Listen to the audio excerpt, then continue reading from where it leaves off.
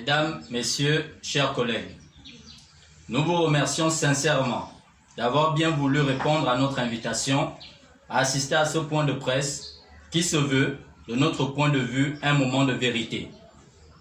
Surtout depuis les dernières démarches des enseignants de l'enseignement privé protestant en attente de recrutement depuis plus de 10 ans, malgré les prises de service dûment signées par la Direction centrale des ressources humaines du ministère de l'Éducation nationale.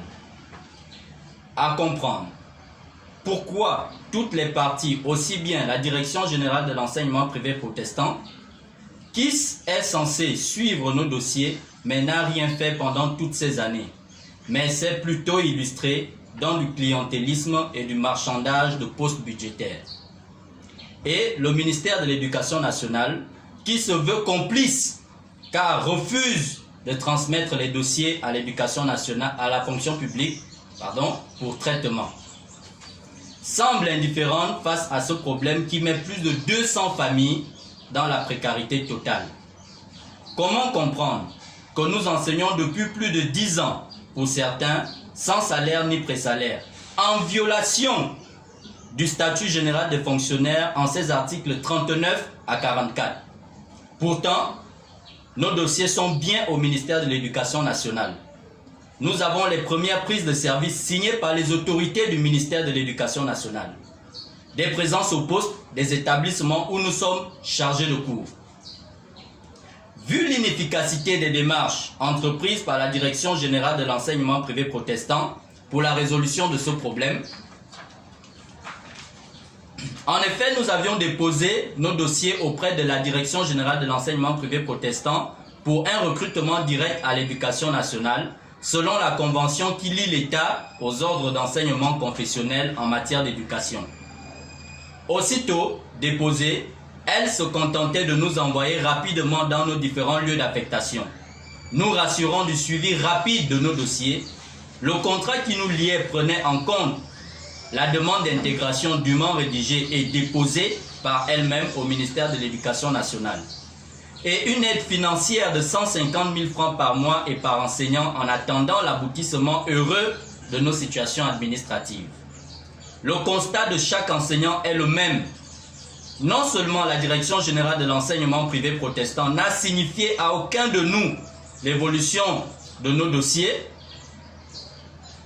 durant toutes ces années, et la réponse à chaque fois qu'on se retournait vers elle pour connaître l'avancée de nos dossiers, de nos situations administratives, les réponses étaient, et ça différait de temps en temps, tantôt les dossiers sont en bonne voie, le recrutement est en cours, mieux encore, elle n'a tenu en aucun moment à ses engagements sur l'aide financière, car à des moments on percevait 15 000, 25 000, 50 000 selon les humeurs de certains chefs d'établissement, intendants et gestionnaires. Le pire est que plusieurs de nos dossiers n'ont pas été transmis pendant cette période au ministère de l'Éducation nationale. C'est suite à cette léthargie et des vérifications faites au ministère de l'Éducation nationale que nous avons décidé d'entreprendre d'autres démarches. Devant ce tableau sombre, nous avons effectivement, disais-je, mené plusieurs actions pour comprendre la situation. C'est dans cette optique que nous avons saisi par courrier le 29 mars 2019 le ministère de l'Éducation nationale.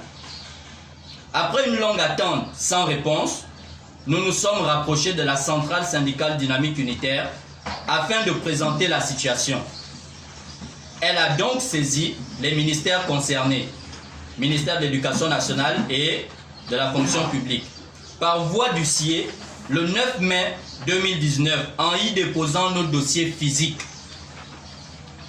Selon elle, cette situation était très anormale que des compatriotes qui enseignent des jeunes Gabonais depuis des années comblent le manque en enseignants, remplissent toutes les charges pédagogiques, chargés de cours, régulièrement convoqués aux examens officiels, BPC, Bac, CEP, inspectés par les inspecteurs pédagogiques du ministère de l'Éducation nationale, ayant une expérience avérée, justifiée par la prise de service dûment signée par le ministère de l'Éducation nationale et les présences au poste ne soient pas recrutés.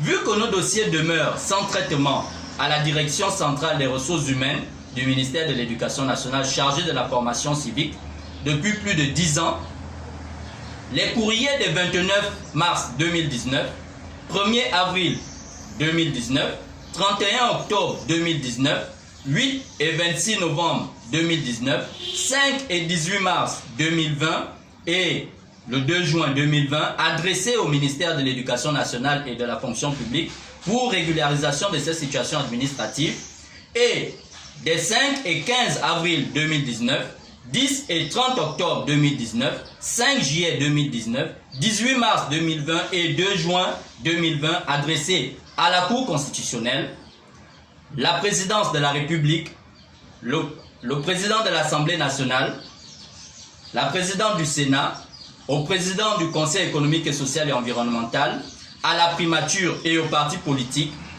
témoignent des efforts que nous fournissons pour connaître l'état d'avancement et l'aboutissement de nos dossiers.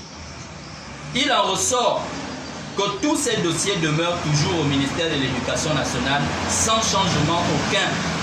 Car malgré les multiples réunions entre le ministère de l'Éducation nationale et le ministère de la fonction publique à ce sujet, réunions ayant abouti à l'acceptation de la fonction publique à recevoir nos dossiers, malheureusement, en dépit de ces instructions du Premier ministre et de l'acceptation du ministère de l'Éducation, de la fonction publique de recevoir nos dossiers, le ministère de l'Éducation nationale refuse de transmettre les 10 dossiers à la fonction publique pour des raisons que nous ignorons. En dépit de plusieurs relances de notre part, nous ne savons pas pourquoi ces dossiers ne sont toujours pas transmis. Des réponses qu'on nous donne chaque fois changent. On peut nous dire, on vous appelle demain, vos dirigeants sont des faux, ils sont corrompus, votre ordre d'enseignement est faux, nous sommes en train de corriger des doublons, on va faire le toilettage de vos dossiers. Voilà les différentes réponses qu'on a souvent du ministère de l'Éducation nationale. Nous avons continué à saisir le ministère de l'Éducation nationale. Ce n'est qu'au mois de mai 2019 que nous avons été reçus par Madame la ministre déléguée de l'Éducation nationale de l'époque, Madame Akogé Gisèle. Au cours de cette audience, nous avons fourni certains éléments des bordereaux d'envoi de notre direction générale vers le ministère de l'Éducation nationale, nos premières prises de service dûment signées par le ministère de l'Éducation nationale, nos attestations d'affectation, nos présences au poste et même les listes des enseignants par établissement. À l'issue de cet entretien, il nous a semblé que le ministère de l'Éducation nationale était préoccupé par la situation. C'est dans cette optique qu'elle nous a demandé, Madame la ministre, de patienter que la dernière vague des sortants écoles soit évacuée. Car il était plus qu'urgent pour nous de regagner nos salles de classe vu le manque d'enseignants. Quelques mois après la prise en compte de la dernière vague des sortants écoles de cette période, nous avons été obligés de saisir le Premier ministre. Celui-ci a instruit le chef de département éducation de nous recevoir. Après nous avoir écoutés, plusieurs séances de travail ont suivi et nous ont amenés à fournir des preuves de notre présence sur le terrain. Ce qui a été fait. Au sortir de ces travaux, les instructions ont été données aux membres du gouvernement concernés, ministre de l'Éducation nationale et de la fonction publique, afin de régulariser ces situations. C'est dans cette optique que le directeur de recrutement de la fonction publique, sous l'instruction de son ministre, nous recevait en décembre 2019 en présence du directeur central des ressources humaines adjoint du ministère de l'Éducation nationale.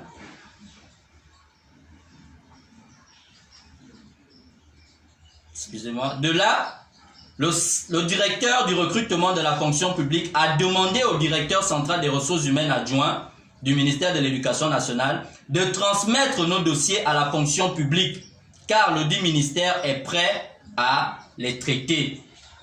Malheureusement, cette réunion ne semble avoir aucune trace au ministère de l'Éducation nationale. et celui-ci refuse de transmettre les dossiers à ce jour. Aucune trace de cette réunion à l'Éducation nationale. En dépit des interpellations des présidents de l'Assemblée nationale en séance plénière, du Conseil économique, social et environnemental, des injonctions du Premier ministre chef du gouvernement Julien Korbe-Kaleu sur les questions et les recommandations du Forum de la fonction publique, sur la régularisation de toutes les situations administratives en attente, recrutement direct et sortant école. Le ministère de l'Éducation nationale reste campé sur sa position et refuse de transmettre les dossiers à la fonction publique pour traitement. Préoccupés par la rentrée académique prochaine, regagner nos salles de classe et retrouver nos élèves, nous interpellons les plus hautes autorités, en tête desquelles Monsieur le Président de la République, Madame la Présidente du Sénat, Monsieur le Président de l'Assemblée nationale, Monsieur le Président du Conseil économique, social et environnemental, Monsieur le Premier ministre chef du gouvernement, Monsieur le ministre de l'Éducation nationale chargé de la formation civique, Madame la ministre de la fonction publique, de régler cette injustice afin que nos situations administratives soient régularisées. Car si rien n'est fait, nous allons mener d'autres actions légales pour nous faire entendre. N'est-ce pas là une question d'égalité de chance prônée par son Excellence Ali Bongo Ondimba, président de la République? Je vous remercie.